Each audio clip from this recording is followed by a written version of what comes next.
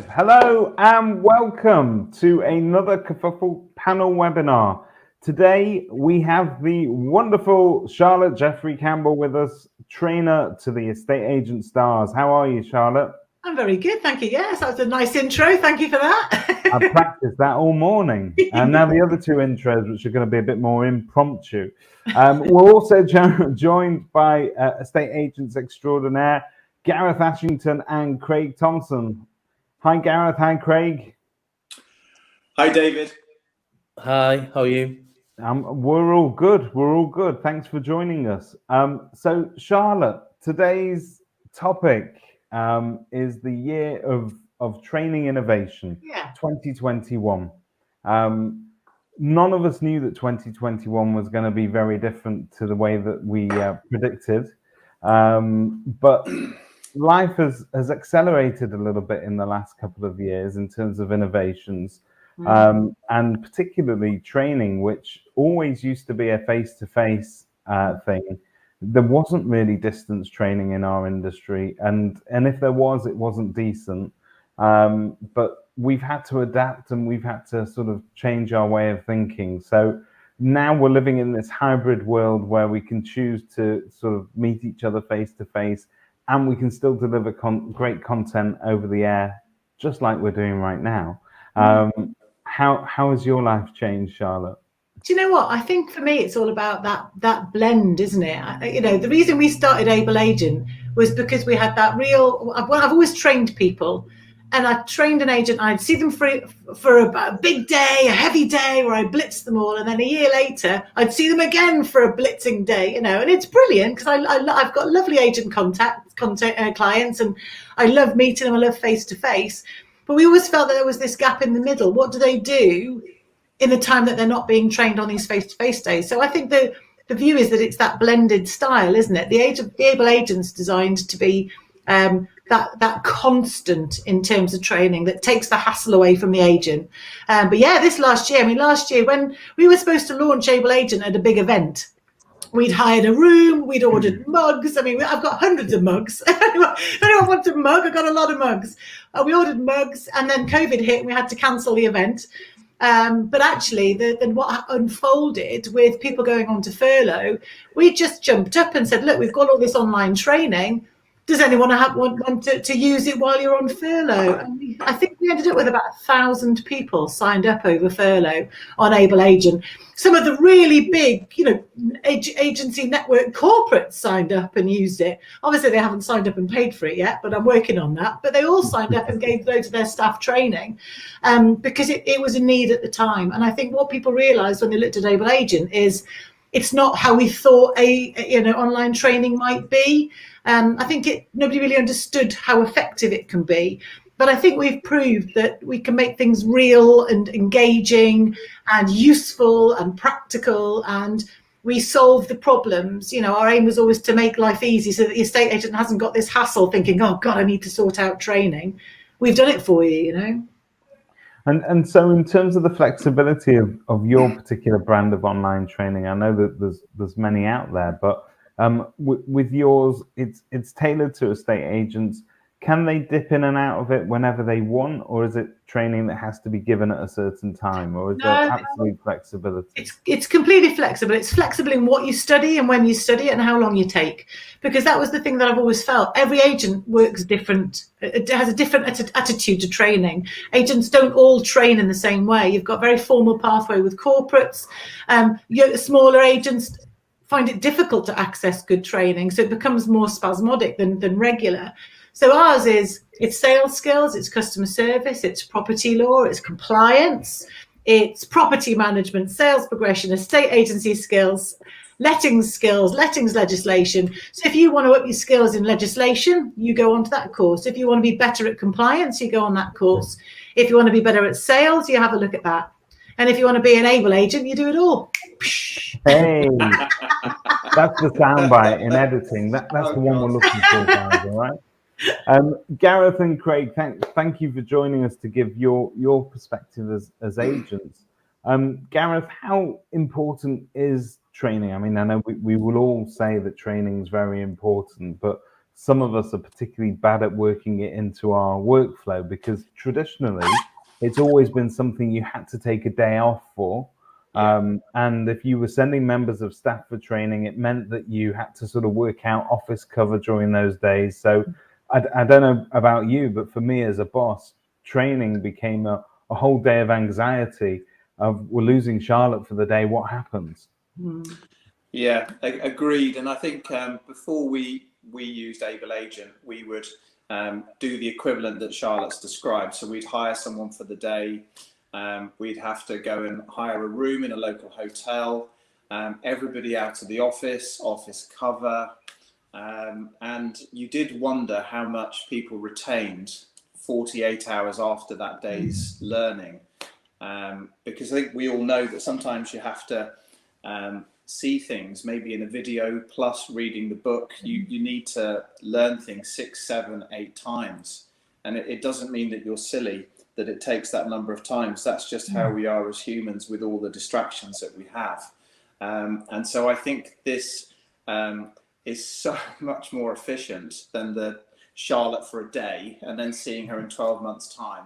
It is what you've described, Charlotte, the drip, drip. And therefore it goes in. You remember it. You're right. That's just to jump in there. I don't take things in first time. So I really look at it from my point of view, and I need to read something, I need to think about it, I need to go back, and then I absorb it. And the way we've designed the Able Agent content is everything's kind of mirrored. So if you're doing about handling a buyer inquiry, the handling a tenant inquiry may be similar. So you do the videos in both, and then you do the ebooks in both. So really 4 times that's similar. Obviously it's not the same content, is being reinforced. So the more you can reinforce the message, it becomes something that people take on board more effectively, definitely. And we all take notes, don't we, when we're sort of in a training session? There are those people that copious note takers, and it's never quite the same when you sort of read it back. It loses its context sometimes. So to be able to sort of watch something again, or to pick up on that resource online is just, I think, an amazing efficiency. Craig, talking of the importance of training, there's a to a certain extent, our industry is fairly fast moving, and if we don't prepare for what's coming up, we'll open the newspapers in the morning, find out that a bit of legislation that we were sure was coming up in a few months' time is coming in tomorrow. And we all need to sort of pivot and work out what we're doing with that. I've met a lot of agents over my time, and it's fair to say there's a fair amount of us that are just flying by the seat of our pants and just try and wing it. So you'll read something in the press, you'll decide what your take on it is, and you'll work out how to very quickly implement that into your estate agency and into the service that you're providing, and how your staff will handle it. It's not always the best way. I'm presuming there's more value in being better prepared. I mean, that's one of the things that led us to Charlotte, definitely. I mean, Kate, who you met briefly before, we set up our agency in the middle of the pandemic, or we decided to anyway. 1 second. And we launched earlier this year. Kate's been a lister for 15 years, and she hasn't done any training at all since she first started with Countrywide 15 years ago.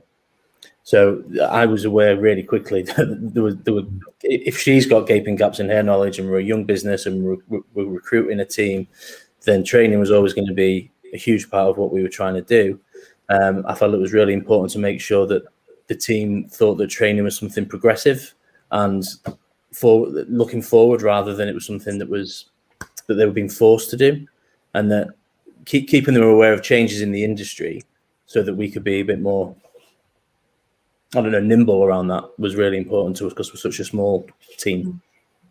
So it sort of gives you that confidence, doesn't it, that the advice that you're then providing to your clients is fully backed up by somebody that knows what they're doing. And I think, sorry, go on, Craig.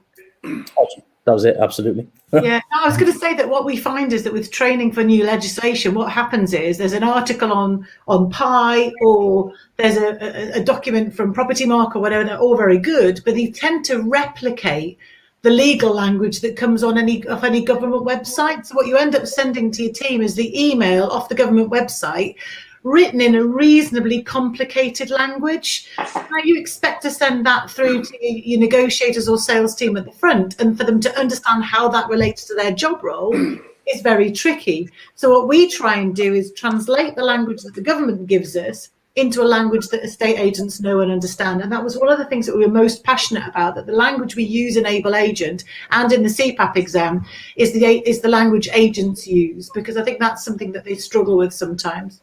And in terms of not just speaking estate agent language, because let's face it, it is a language all of its own, but Yeah. We also need to be able to communicate that to the end user, or the beneficiaries of this service, which is our clients. And very often, I mean, I've seen this done before. When a new piece of legislation comes in, you can hear, it'll be, moreover, it's in the lettings department, but you'll hear a lettings neg pick up the phone and tell a landlord that, you know, such and such a legislation came in yesterday, and as a result of that, you now need X, Y, Z. We assume that landlords are on top of things and that they understand the same terminology that is written in those articles or press releases. They don't, and sometimes they need things communicating to them in very, very simple language that rather than baby them, but that a layman can understand, because we don't just represent professional landlords, we also represent people that have become accidental landlords over the years, people to whom this is their only investment and it's extremely important, but you need to be able to communicate that to them. I think for us, that is your massive sales opportunity, surely. If your team are confident, they understand the law, they can explain it clearly, they're questioning their customer, they're finding out what they do know, what their experience is, what's going wrong with their life at the landlord at the moment, then the ability to sell that service that you offer is massive. So although you learn the law on Able Agent, I hope the guys will agree with me, everything we talk about is about use this knowledge to be more expert, to get your fees up, to win more business. The whole premise of it is I'm a salesperson, I'm not a lawyer. So what I want is to use the law for the people using the training to gain that confidence. But ultimately, it's always going to be about winning the business, isn't it? It is. I'm just reading some of the comments here, and you've got your fan club has tuned in. Sean. Sean has tuned in. She said she loves that Charlotte Jeffrey Campbell. And I'm speaking to her tomorrow or today, or I've got her booked in. Hi, Sean. She's buttering you up, I think, for the conversation later. But Sean goes on to say that she totally agrees with Charlotte. Everything needs putting into context that anyone can understand, so we can put it into action. So that is superb. She's meeting you on Friday.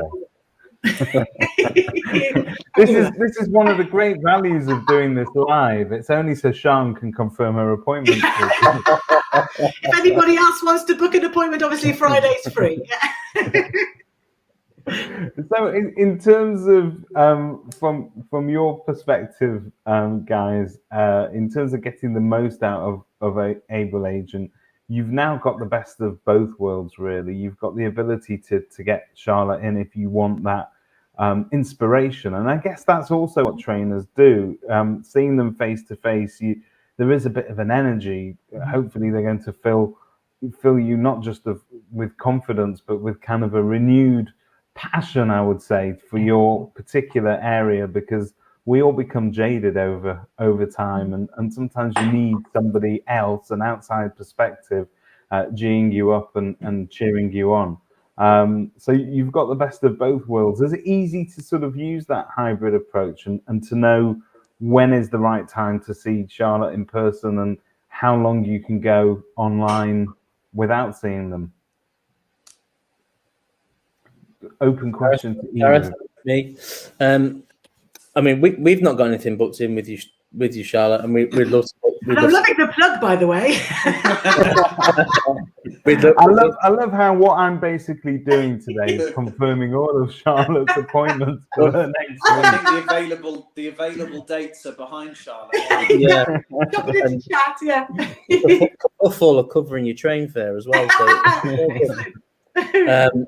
But I think for us that I know with kind of talked about a bit of this, but having it as a resource so that everyone can learn at their own pace. We've tried different people in the team kind of use Able Agent in different ways, whether they're using it daily for like 15 minutes and just sort of chipping away at bits of the content, or they're giving away half a day a week to it, or every couple of weeks to it, or even doing it in their own time if they feel they need to catch up. Being able to bolster that with in-person training is going to be great for us and great for the team, definitely. I think it's about that. You can make your face-to-face training so much more efficient. Because for me, I mean, this wasn't really about face-to-face training. I happened to do some yesterday for the first time this year in London, which was brilliant. But what I did with that training, because we've got Zoom now, it wasn't my Able Agent world, actually. It was just my normal old school training world. I was able to Zoom meeting with them, set them a plan, give them some material to read and study, and then I followed up with the live session. So the effectiveness of that live session is dramatically increased because they've got an awareness firsthand.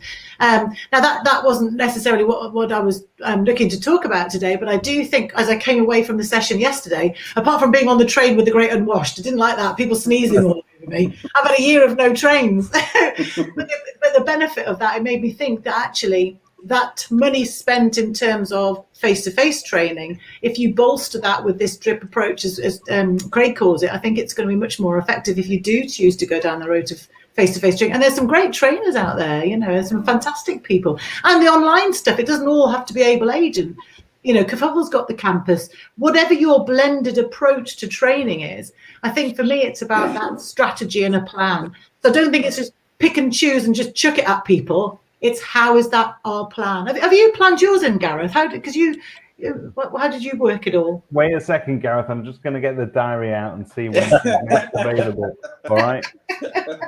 Very good. How did we plan it out? I think we joined you. You might be able to tell us, Charlotte. I think we joined Able Agent. I think in about May of last year. Yeah. And we were pretty much all at home all of the time. At that stage, and how we've come out of it all is we kind of blend it. We were doing a quiz every week, and we've now changed that to every other week.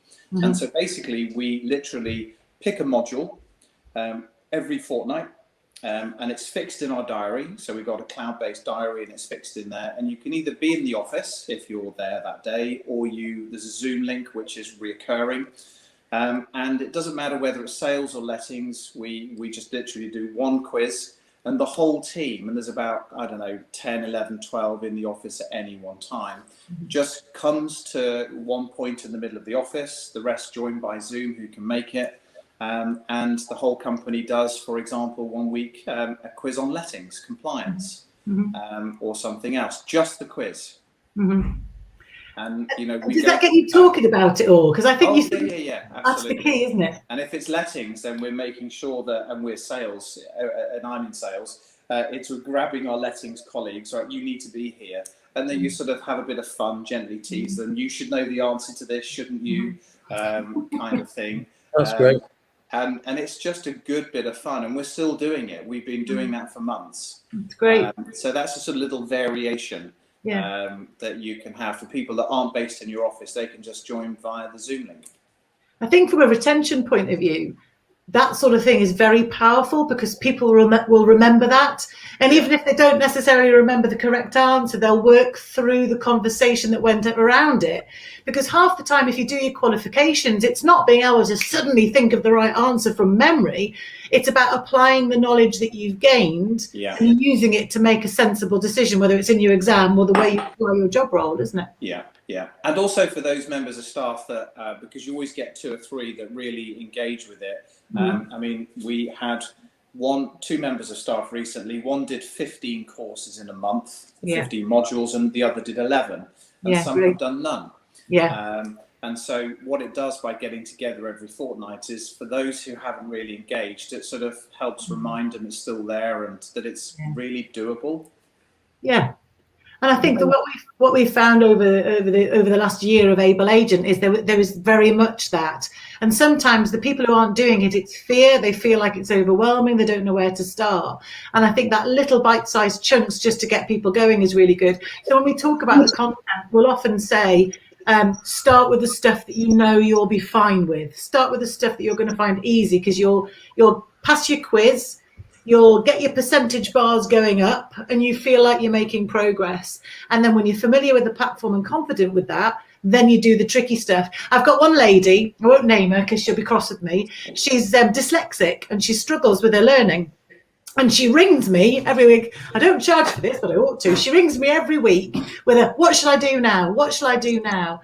But because of her learning style, she finds it very difficult. So we understand that not only do we as individuals have different learning styles, sometimes we've got really bad experiences in our learning in the past and we're not confident about it. So something that gives you that ability to be confident makes a big difference. It's not a one-size-fits-all scenario, is it, really, with training or any kind of learning, to be honest.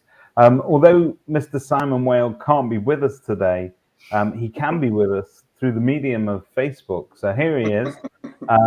Simon, one of the discussions on Facebook was about what percentage of time should be set aside for staff development. Is there a metric, or is it more complicated than that? So we've touched on that a little bit with what Gareth was saying, in terms of different staff members will engage differently with a platform. And I suppose if you're able to gauge their process, you can sit down, their progress as well, but you can sit down with them and sort of say, look, I'd like you to devote a little bit more time to development in this way. Is that something that you regularly do? So from our point of view, I saw that article on Facebook that Whaley's referring to, and one of the options was 25% of your time to development. My response, I think, was probably nonsense. It's a very ideological view to say that you need to demonstrate 25%, you dedicate 25% of your time to training. It's not practical. Lovely, I think, if you're sitting, not being the person doing the actual work, We say that if you do half an hour a day, 5 days a week, and you've got a degree of experience, that should give you the pathway to your qualification at around about 6 months. But it's not just about the pathway to your qualification, it's about the fact that you implement. So what I really love about what Gareth's doing is it's that conversation will bring up ideas, and ideas lead to changes, and then those can be implemented in the business. So for me, even our questioning skills film is really powerful, because if you watch that film, which is, 10, 15 minutes, but you physically as a team do a little activity and decide what questions, that may have only been a 10-minute bit of learning, but the impact on changing everyone's behavior in terms of questioning styles, note-taking on your CRM can have a huge, completely unrelated impact in terms of business generation. Yeah. Simon has said that he spends at least 85% of his time learning and developing. Does he say what, though? Yeah, exactly. Yeah. Well, I think he's fairly transparent with his public record on social media. We all know what he's eating, where he is, what he's doing, and more importantly, what he's wearing. And what he's dancing to as well. Breaking news from the property industry. By the time we get off this session, you may indeed have a new housing minister. I think we've seen the back of the last one. Boris is having a reshuffle. If anybody needs a bit of training on housing, I think it's this government. I still say Kevin Hollingrake for housing minister. I don't know why he's not housing minister. He's the only person in there that would know what he's doing. I'm going to start a campaign. I said that one day. I'm going to start a campaign. I'd like somebody that understands a little bit about our industry and how it works. Let's move from training, because obviously this is it's a natural progression that if you are training people and if they're engaging with course content and you can keep a track of their progress, you're asking them the right questions, they're getting quizzed, so you've got an accurate way to gauge what it is that's actually sort of sinking in and what might need more work. This is great preparation for qualifications as well. Now, the industry press is awash with reports of what qualifications may be brought in. I think Nathan Emerson was quoted again only yesterday, if I'm not mistaken, talking that property qualifications should be mandatory for agents. What do you offer in that respect, Charlotte? So we have a level 3 off-qual regulated qualification. So if any of you have studied the Roper report, as I have, you'll notice that the Roper report said it has to be level 3 off-qual regulated. Okay. Now, off-qual regulated basically means it's a high standard of qualification, but it's the level 3. Level 3s are split into 3 sections: an award, a certificate, and a diploma. So the Property Mark level 3 in sale of residential property and lettings, they're an award. Our is actually a certificate, so our credit value is actually slightly higher, but that's because of the breadth of knowledge that we give you over sales and letting. So we have the CPAP, level 3 CPAP, and my business partner very cleverly named it that because obviously people recognise the mortgage letters after your name as CMAP. So it just felt like it followed a similar pathway because with regulation, we'll be following a similar pathway to the mortgage environment, won't we? So in financial services. So the level 3, we've got a great relationship with Nathan and Property Mark. So you can use our qualification to join Property Mark, NAA and ALA. That was a real positive for us. So people recognise that it has a high level of value in terms of content. The nice thing is that the exam, you can either do it in your test centre or you can do it in your office. And when I do my demos, I always describe it as you can sit it with a laptop in your office and there's squirrels behind the scene that check that you're not cheating. I don't think it's actually squirrels, but I don't know. I don't know what happens behind the camera. Anyone could be watching you. But the great thing is you sit. I'm a little bit worried now. Are there actual squirrels behind me? I'm going to check. But the nice thing is you haven't got I had a client in Cornwall and they said the nearest test centre for them was an hour and a half away. Now, you take an hour and a half to drive there, plus the panic parking time, an hour and a half to get back, plus the exam. You've lost them for almost a day. So ours is brilliant. You know, we suggest people do it at 9 o'clock. They do it at home on their laptop in peace and quiet. Then they drive into the office when they've done it. So they haven't got that stress. They're starting the day comfortably. You can do it in an office as well on a laptop. You have to be in a room on your own. You can't do it in groups, unfortunately. We did try and find out whether you could do it like a hall of people. But the risk of people cheating would be too great, so they don't let you do that. But the squirrels sit and watch you and check that you're not cheating. So I think it's fascinating. I think it's a really clever tool to be able to have that flexibility. And you get a message afterwards to tell you whether you've passed or failed. So very good. In terms, Gareth and Craig, in terms of members of the public, how important do you think it is to them that the agent they're dealing with has got those qualifications? Do you think that's something that you could then market as an agent to point out that I'm not just knowledgeable, but we have a certain minimum standard that we adhere to? I think for me, I think you'd start to market that.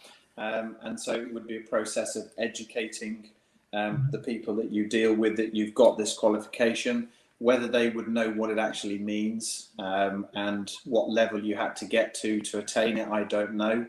But it's a bit like if you're in the gym and you go to a good gym and you've got an instructor, you don't ask to see his qualifications and look up the course that he took. You trust that person or you don't. And their confidence and the advice they give you, I think you make a fairly quick judgment, don't you? That's how it works in my world. So I think these, yes, we will definitely go to market, the training courses and the qualifications without a doubt. But I think it may just help the confidence it gives us all individually. It might help people to trust us quicker. I agree with that completely, Gareth, and I do think that some members of the public are a bit, distrusting of the industry in general, and I think bringing in those qualifications and being able to communicate that our team are trained to a certain level I'd hope that would go some way to building a bit of trust back in comparison to other agents that might not be or might not have the best reputation locally. I think the thing I'd make it quite light-hearted if I was talking to my sellers, because I always joke with people, nobody realises quite how many laws that estate and letting agents have to follow. People always think we're the Wild West, but if you start talking about the laws that we are governed by and the consumer protection regulations, it's one that I think is really important to be clear to articulate to people. And then you wouldn't say we're all qualified. You'd say the reason we're really confident in what we do. And the reason we know we offer a good service is because we have studied this, we are qualified in this, and that's what makes us different. So you're not saying, "Oh, all our staff are qualified" as your benefit. You're explaining that actually there's so much going on in our industry that it's so important that the team have that confidence. And I think the confidence is the key, isn't it, Gareth? If you're confident, you know, you are. Somebody says, you know, Bob down the road's offering me 0.75%. You know, obviously we want to go sod off Bob, but the reality is, if you say, well, actually our fees are X because of this, and this, and we're proud of our service, shut up, stop negotiating, then. And we continually invest in the training and development of our team for the benefit of the customers. You know, that goes a lot. I think that's key, but I think it's also really important for that team confidence that they know they're working for somebody that cares about their professional development. And very often we will say to staff that we care and we want them to progress, but are we actually giving them the resources? Are we giving them the opportunity to gain qualifications? And yes, but it may be that we train them up and they get those qualifications and they go on to do bigger, better things without us. But that's sometimes with a sense of pride, you know, that you manage to elevate somebody from where they came into your business and where they leave. We did a survey with our marketing lady, and one of the quotes we got back quite frequently in various guises from estate agents was, "I always feel like I'm failing at training." The survey went out to business owners and directors. I always feel like I'm failing at training. And I think that really resonated with us, because it's not that nobody wants to train. I think for me, the reason Able Agent was born, that was my brainchild so many years ago, was because training should be accessible, it should be affordable, and it should give you choice and flexibility, but also to be recognised at the end of it with a badge of qualification. But if you want to do it or not, you don't have to do the qualification, but if you do, and allow people, because the number of people, negotiators, you'd be amazed how many contact us and say, what's the price for an individual user? My boss doesn't train me. Yeah. Now that's quite sad, I think. And I'm a bit naughty because I tend to give them access for very, very little, because I go, oh, bless, and then and help them out. I'm getting the diary out again. Anybody who's listening. But I'll tell you something. You're 100% right. When it comes to training, we're not that great at it as an industry as a whole. Some of us are better than others, and being able to access it individually as well, because you will get those people that will come to you personally that want to move on. A lot of us as business owners assume that what we do and the processes that we've spent years building into our agencies are decent processes, and there may be absolutely nothing wrong with them. But we expect sometimes new staff to learn by osmosis, which means that they sit in an office and they listen to more experienced negotiators rattle off whatever it is that they're saying, and they pick up a bit of a bit of terminology here and there and the correct way of dealing with the call.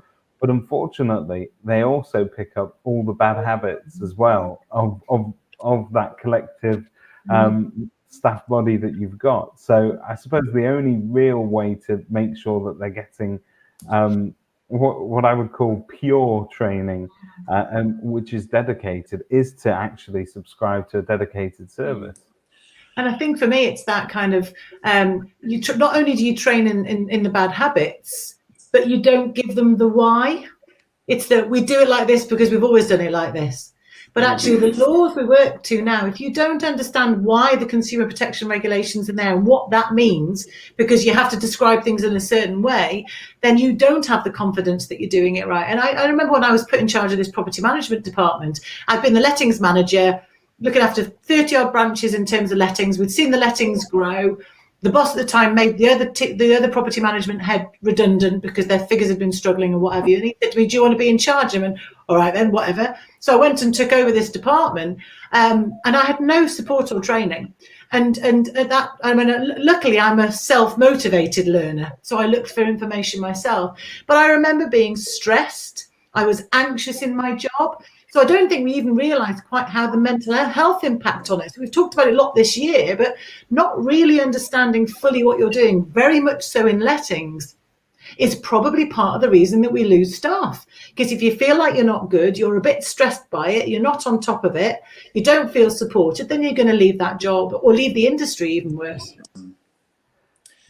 Yeah, I think I don't know what Craig thinks, but if we in our businesses, which aren't loads of offices, I hope that's right, Craig.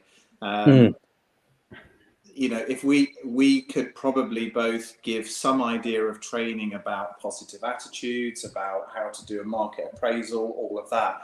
But if I had to try and teach all of the regulations in lettings and all of them in sales, you know, I probably bore myself, and I definitely bore them more rigid, because I'm just not used to that. So I think the Able Agent and other companies like it, they are great for companies like ours. Yeah, agree. And I think, you know, lettings can be that complicated that we were looking at buying a lettings agency rather than introducing that into our service. Oh, that's a good idea. And at £95 a month, Able Agent's much cheaper. Yeah. But I think with lettings specifically, it's going back to that confidence issue, isn't it? Because a lot of people perceive lettings to be a box ticking exercise, a compliance exercise, X, Y, Z, and they don't feel confident with it. Then they're never going to see it in a positive light, and they're just trying to get things off the desk almost, just trying to get it through a funnel. If you'd spin that on its head and the team are fully up to speed and confident and they're approaching it in the right way, it's a completely different experience for them. It's a completely different experience for the landlord, for the tenant, everybody involved. It can only be a win. And your fees go up. I mean, it literally is as simple as that, as far as I'm concerned. Yeah. And I think for me also, when it's your company, when there's if you don't have this training set up and you have gaps, so you have a few good staff in both departments, sales and lettings, but then it drops away very quickly, then that's when the problems really kick in. Yeah. And when you get problems, I found in all my years that in lettings, for example, a small problem undetected and left to fester becomes a much bigger one, you know, fairly quickly, and then usually ends me having to pay to get rid of the problem. It's fair to say that all the legislation in the lettings industry and the additional costs that have been introduced in terms of what that legislation then impacts for landlords and for agents has kind of, over the past few years, it seems like it's sucked the joy out of being a letting agent, which is why when we all get on our sort of digital soapboxes, we tend to talk more about sales because it's slightly sexier, it's a bit more joyful. You're helping people move to their next home. With lettings, we always tend to get bogged down in this minefield of ever-increasing legislation. But I suppose having the confidence that you know what you're doing in response to that legislation is the key to not getting downhearted about it or being scared. That joy. I think you should always be cautious in lettings. If you're complacent, then you're going to get caught out a little bit because it's that kind of industry. But I think if you're confident, but it's that people always say to me in lettings, it's all process and admin, which it is. But to be a really good letting agent, you've got to be a salesperson. The turnover, the speed of business generation, the ability to grow is far greater. I think it's much quicker to build a lettings portfolio and upsell and get more property management books on by having really good conversations with tenant find landlords. That income, that residual management income, is such an important part. We don't know what market we're going into in the next few years, do we? So building that now, planning ahead in all levels of prospecting, which is what I'm banging on at the moment about, use your data. You'll have millions of market appraisals for tenant find landlords that you're no longer letting for, that will all be a bit cheesed off with lettings at the moment, a bit more stressed. If you've got a confident team explaining what's going on in legislation, what might be changing at the end of the law in terms of notices and Section 21 and Section 8, do you really want to be worried about all of that? Why do you let me take it off your hands and take the stress away? And did you know how much your property's increased in rental value this year? If you've got a tenant that you've had in for years paying peanuts, the rental values have just rocketed. Do your landlords know that? Are we proactive in sales? Have we got that knowledge to do that? We got a practical application of all this yesterday. So we sold our house earlier this year and moved into a rented property where I am now. And we received a Section 21 yesterday from our landlord solicitor, but it's not going to be enforceable because the solicitor doesn't know what he's doing. I know what I'm doing, and I'm we're going to be revisiting that with the landlord when the time's right. But having that knowledge and the confidence to deal with it rather than be scared of it. Yeah. I I always say about lettings, because people say to me, I'm an estate agent, I don't need to understand lettings. My argument, because we cover both in Able Agent, for those of you who don't know, but we're sales and lettings, because I think as a property industry, we should be property experts. Yeah. You don't need to know the ins and outs of how to do a check-in or an inventory, but you do need to understand the Housing Act and different types of tenancies and the safety obligations and homes and safety. I think that's really important, but that's a useful life. The number of training courses I've run, and I talk about some of the laws, and somebody says, "Oh, I've got mold in my shower. Should I get the council out?" And then you've opened up this old can of worms because they're all on ringing their landlord. Yeah, I just hope nobody from the agent that manages this property is watching this right now, because otherwise I've got a puff in the foot. Well, if they're good agents, they're watching Kerfuffle. If not, they're probably doing something else right now. Well, if they were good, then the notice might have been enforced. the notice would stand. But it's fair to say that sort of all good tenancies, they tend to sort of run okay. If everybody's behaving themselves and both landlord and tenant are doing what they're meant to be doing, it's a harmonious relationship. The money hits the account on time. All the inspections are booked in on time. Checkout goes well. The check-in goes well, and you do get. And I'd like to think it's the majority of tenancies flow like that, where it fits in the process. But when it goes wrong, it always ends in the service of a notice in one form or another, be that for Section 21, which is unspecified, or it might be rent arrears or other issues to do with the property. And now the amount of hoops that we need to jump through in order to ensure that those notices served are actually valid. And in some cases, the things that we serve might trigger other things that, if you've not registered a deposit correctly, for instance, that could have massive ramifications for both the agent and also the landlord. So it's worth getting it right first time, Charlotte. It is. And also, what are the sales opportunities you're missing there? So you mentioned a number of things. Check-in. Not all agents do a check-in. So as an agent, do you know whether your competitor does check-ins or not? If they don't do check-ins and you're very passionate about your check-in and the importance of that, that's a benefit. That's a selling message. That's a reason why our fees are higher.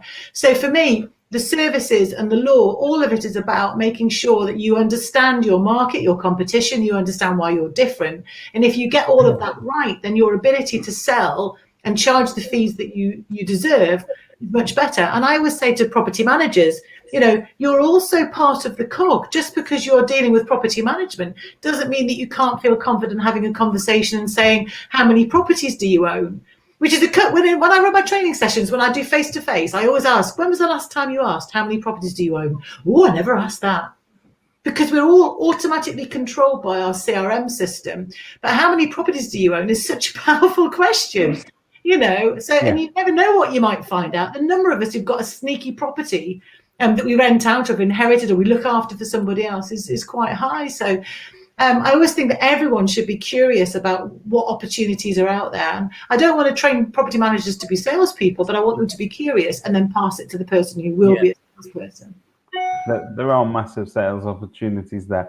We're going to have a look at some of the comments. It's fair to say comments are not all equal. Some of them are more helpful than others. Zoe Bywater, always a pleasure to read her comments. Blimey, David Lynch not sent them to sleep yet.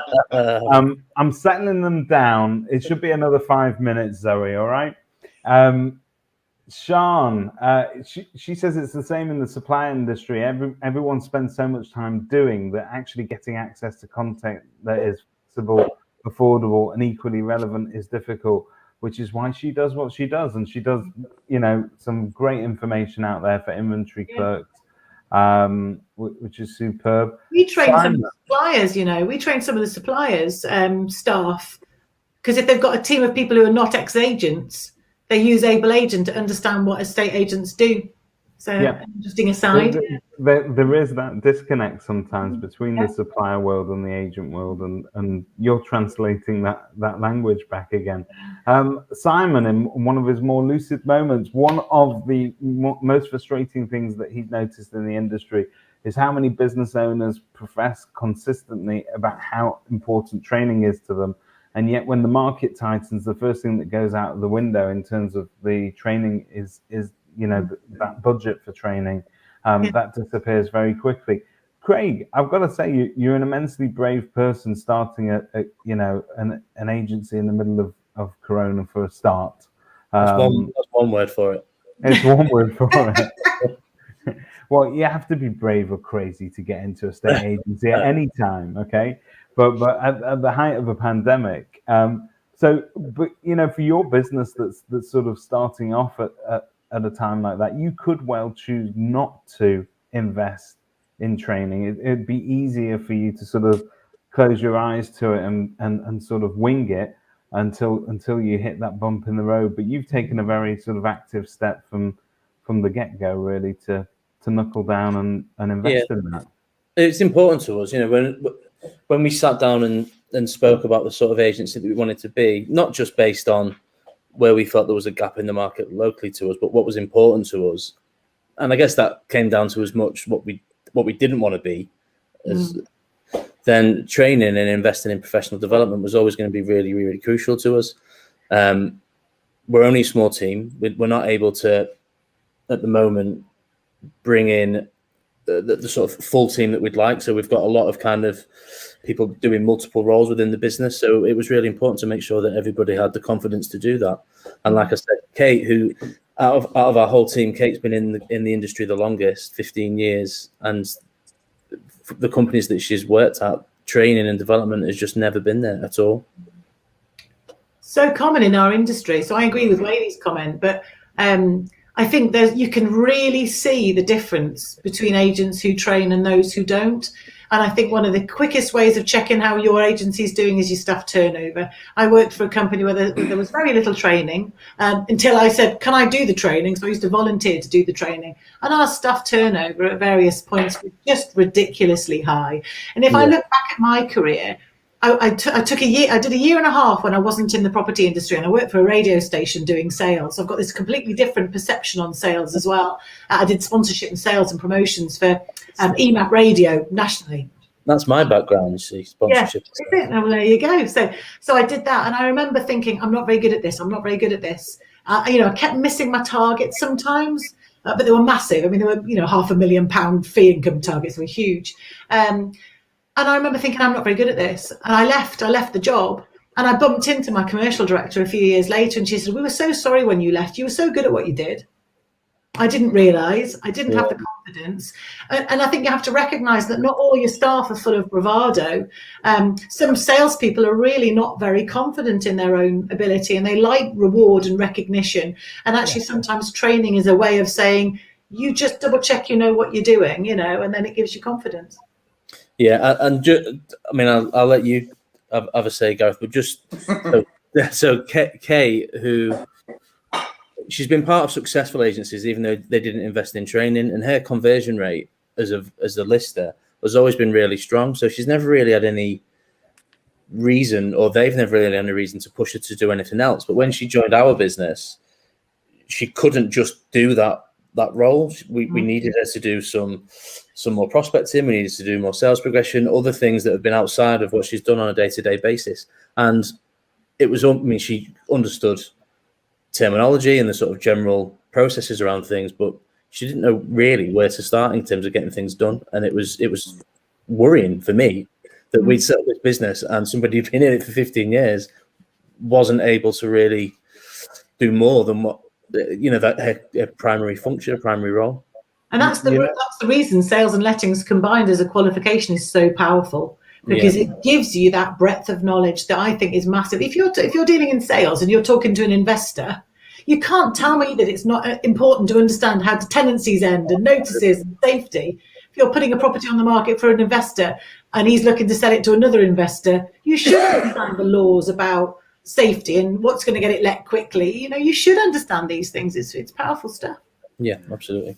I think also that training is not just important for sort of new starters or for people that are, they're not acquainted with the industry properly. They've not had that experience. Sometimes it's those with the longest term of service and the longest experience that need that refresh, because sometimes we all are guilty of going into autopilot mode. And I referred earlier to sometimes it's an industry where you can get easily jaded, but we get jaded because we repeat the same spiel, if you like, in people's living room every single Don't get day. me started, yeah. Oh, yeah. But that what I get from training sometimes is not necessarily just the additional knowledge. Yes, that's great, and I love to keep on top of the game, and that's brilliant. But it is that sense of somebody is challenging me, that maybe I'm not the big know-it-all that I thought I was, and that there is a different way of doing everything, isn't there? And also, we get very transactional in this industry. We talk about the property. It's 42 Smith Street. We ordered the board. Is the board on the market? Is the board done? Have we done this, that, and the other? That vendor wants too much money. Honestly, I can't believe they didn't listen to me on price. They want too much money. Have you been listening into our calls in the office? No, obviously not. Not because you're a professional. You hear all of that, and you think, "God, do you really understand why that seller's desperate to try and get that money? What's going on in their life?" And I think sometimes as agents we become transactional and we forget the human nature behind it all. And I've said this on a webinar before. I can remember as a neg writing on notes, deceased estate, probate, divorce. And I don't think for a minute, because I was younger, granted, I really gave a thought to the human element of that. And I think as negotiators, when you're younger, it's just another transaction. It's a box to tick in a category. And the one thing I think we're really good at Able Agents is to stop you feeling like that and to take you out of your comfort zone and challenge you on the way you do things. So I think feedback we've had from the more experienced people who've come at it going, I know what I'm doing. I'm just doing it because I want to get my qualification. We've had loads of feedback. We work a lot with the guys at Andrews, and one of their team said to us after the training that they've had every trainer under the sun over the years, but the thing that gave her the most confidence, the most reward, the most knowledge, the newest knowledge was ours. So we were hugely flattered with that. But it's because it's this breadth, Yeah. So there. Gareth, have you come across in your experience anybody that you'd class as untrainable, that cannot be improved? If you have, send their CV across here. We'll find a use for them. I think, to be completely untrainable, you'd hope you hadn't have employed them in the first place. But obviously there are some people who are more trainable than others. But that's probably just their state of mind, their own, how they perceive the world, I think. But we have seen definitely, like I was saying, some people, one person did 15 courses in a month and the other did 11, and some have done none. So there is definitely a big gap. And that's obviously mine and Craig's role and everybody else's is to try and get as many people engaged as possible. It's interesting what you say about, not employing them in the first place. One of the things that we launched was our Getting Into Property course, and we've used that quite a few times with agents. We don't promote it yet because we haven't really got ourselves organised enough to do it. But we've had a few agents who've had, a short list of people that they've interviewed, and they've wanted to suss out how motivated they are, and they've given them access to our Getting Into Property, which is about 6 hours worth of training. Now, if you're looking to recruit somebody, and they really are, because you hear so many of them desperate to be in property, aren't they? They want to be in property. I'm desperate for a change of career. I think if you had somebody with no experience who was prepared to put themselves through that, turn up at an interview and say, I get it now. I know that estate agency is not opening doors with my high heels on, like in Sunset, whatever it is. It's hard slog. It's sales. I think that's a very powerful tool that we really haven't touched on yet enough as a business, but one that we will be pushing harder soon. Yeah, I mean, in my sort of where we work, and the kind of we don't have just sales progressors or just viewers, unless it's people on the Saturday. Then we do have people going to viewings, but we tend to have more general overall agents who will do valuations and take on and do everything. So when you do try and do everything, so let's say I took on David's place and I valued it, and then he says go ahead. I might get some other people to go and do the details and arrange the photos, but I'm very much involved. Then actually, when you do the whole job, there is a lot involved. And you know, I have to measure the plot by ProMap and look at land registry. When he does his PIQ, the property information questionnaire, I have to review that to see if there's anything we should say to anybody viewing it. You know, and that's before you've agreed a sale and done all the IDs and where the money's come from and etc. And there's a lot more involved, I think, if you do it right, than people ever imagine. I mean, if you don't understand what an easement is, if you don't know what a covenant is, if you don't understand that terminology, and you're trying to review that with a leasehold property for sale, and a lot of agents don't know that, you know, I mean, you know, new agents, obviously more established agents will, but you don't have that knowledge, you know, you need to find it somewhere. And there's nothing wrong with saying I don't know that, and there's a gap in the knowledge. You need to find a way of supplementing that. I've kept you guys for almost a full hour, and at the rate I'm paying you, I've got to let you go, I'm afraid. How much is Charlotte getting? Can I be paid what Charlotte's being paid? Mine's like starts with a 0. You know what, Gareth? I'm going to pay you double what I'm paying her. How about that? Too generous.